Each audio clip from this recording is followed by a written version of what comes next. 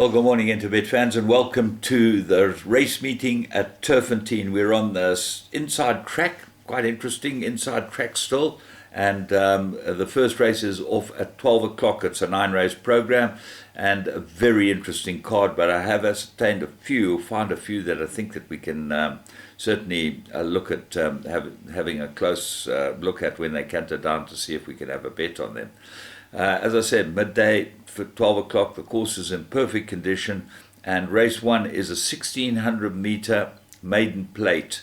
And I'm going with absolute 2 horses here. I think Ignatius and Run for Cover look like the real deal, both of them. They both look like they've got a huge chance. I slightly favour Ignatius. I liked his first run, although he got beaten by Run for Cover.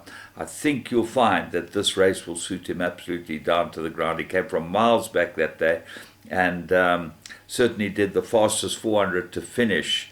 The danger to both of them has got to be the Joe Soma runner, Give Me a Diamond, and that's what the betting shows. Gets the blinkers, and the blinkers is a big addition to this one. Well worth taking swingers and trifectas. Race 2 is a maiden plate fillies and mares 1600 meters, and the Candace Dawson runner, Intoxicating, does look like the right one, is top of the boards. Got a huge chance here, but there are others that will run well. 6 Gregarious Girl, Michael Azzi's runner, is in very good form. Kamalo gets the ride on this one, and he rode it first time out, but it doesn't stop there. Ponderosa Time might be a big improver for the Mike de Kock stable, and Cape Lights certainly ran 2 very nice races the last 2 starts for Robbie Sage. Look for Robbie Sage to have a big day. And then Nice Move, not out of it at all either. I've been following Chopsticks, but she doesn't look up to this type of class. So I'm going to put a number of horses in the bipod, first leg of the bipod. Race 3, 1600 meter, fillies and mares, 80. The horse you've got to have a close look at is Bureau de la Jeanne. This horse is any price, gets a 4 kilogram claim. It's run 3 times on the course and won 2, and gets, as I say, the 4 kilogram claim from a good draw. Might go very well here. Comes off a bit of a break. Willow Magic's your favourite and deserves to be. She's been running against better than this lot. But Tabby Cat ran a very nice race last time out and will go well here. Anglesey won a good maiden. Didn't look that strong. 0 from 6. And then Angel's Wish might be a bit of a find in the race. So let's move on to race 4. And this is 1450 Bloodstock Sales Cup with the fillies and mares. And I'm going strongly with number 2, Feather Boa. I think this filly's got a lot of class. She ran on really well last time. She runs on extremely well. This might be as short as she'd like to go. And as a result, the horse that might be the danger is the Fani Broncos runner, number 3, Killshot. Got good form, this one, and ran on very well in a big race on Greyville on the Gold Cup day. From nowhere, it had a hopeless draw. Might be a lot better than we think that she is. Simple also ran on extremely well in her last start. Comes off a long break as well. So the big problem here is the horse is coming off a break. So the horse that's fit, I'm going to go with Feather Boa. Race 5. This is a 1450 Sales Cup race for the Colson Gelding. Now it gets even more difficult, and I think that Robbie Sage holds the key. He's got 2 very nice runners here. He's got Tamara's Cree, which is your favourite, one in a canter, but not a good time at all. And then Unzen. Now this ran a cracking race first time over 1,000 meters. Came from 8 lengths off them. 21.3 is recorded at the 400 to finish. If Unzen runs any type of race, got to be there or thereabouts. But the interesting thing is Yenny has booked himself on Tamara's Tree, which might be a mistake. Jockeys often make these type of mistakes. But let's not stop there. Foster Novo, number 12, the Van Furen runner, will go well. Got to have a big chance in this type of race. And then I thought Destiny of Souls won pretty well first time out. Second time out at least, just got touched off first time out. Kamala gets a leg up.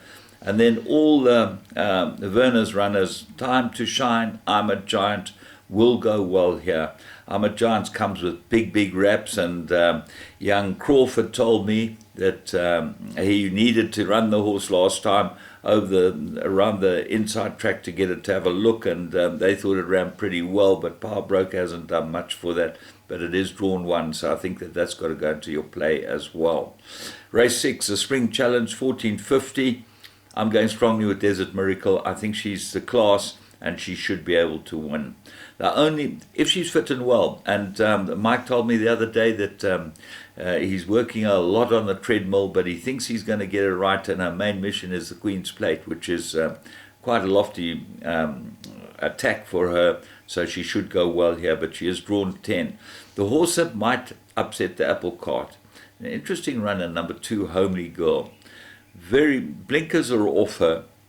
Got exceptionally good form against the Bestest filly, and she could be much better than we think that she is. Big Burn is very good course and distance, 1 from 1, 2 from 2 on the course. Calvin gets the ride and is the highest rated horse in the race, so she's got to be respected as well, but I think that's where it ends. Race 7, the top bet, 1450 Spring Challenge, grade 2. And I make it a 4-corner contest. Bingo is the best weighted horse in the race, and he goes very well here. So put him into your play. Hoodspread, to me, needs more ground. Then we look at After the Rain. Very strong front runner, this horse. Got lovely action. He might just get away from them, so he could be a big player here. And then William Robertson, obviously, on his last start, where Forever Mine beat him a length and 3/4. And he's got, that was 10 kilos. Today it is half a kilo. He says 10.5 kilos better off. He only gets half a kilo from her. And Team Gold is the interesting horse here, the Roy Magna runner. Interesting, Van der Merwe's taken the ride here when he probably could have got the phone ride on Forever Mine. So that makes me think Team Gold might be a player. Mercantour, I'm putting that into all my play as well. Race 8, middle stakes, 1800 meters, and I made it a 3-cornered contest.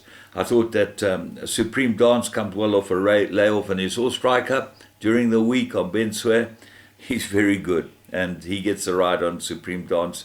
He's ridden it once before. I think it will go very well here. The find of the race is 4 runners 1, looking to go the distance. Forget about his last run. Obviously needed it, was handy, and just kept on going up and down one pace. And then the other horse that I really like here is King's Crusade. He ran behind Great Affair last time out, but look for big improvement from this horse. This is a perfect race for him, and he gets the blinkers, which I think is a huge addition to his equipment. So let's go on to race 9. And remember, the pick 6, there's R1 million carryover, so you've got to get involved in it. It looks an extremely difficult pick 6, but I'm going to take my chance and bank a couple of the horses that I've mentioned. Mirror rated 76, 1800 meters. I love bankering horse in the last leg, but I'm not going to. Secret is Ours, I think, is a huge runner. Robin Claessen's now trains this one. Drawn a bit wide, but Craig Zaki gets the right, will go well. Clarkson's got very good form. Expect him to go well here too. And then Iceman Cometh. This has got to be the top choice. Kamalo aboard it. He rode it last time. Ran a very nice race last time. 3rd run after a rest. Everything in his favour. It's the horse they've all got to beat. So I'm going with Iceman Cometh in the last as the business to get us out of it. Or get us into the big money. That's more like it. From me, James Goodman, the whole Interbet team, you have a great day's racing at Turffontein for the first day of spring. And remember, you bet with Interbet, all the money goes through the tote.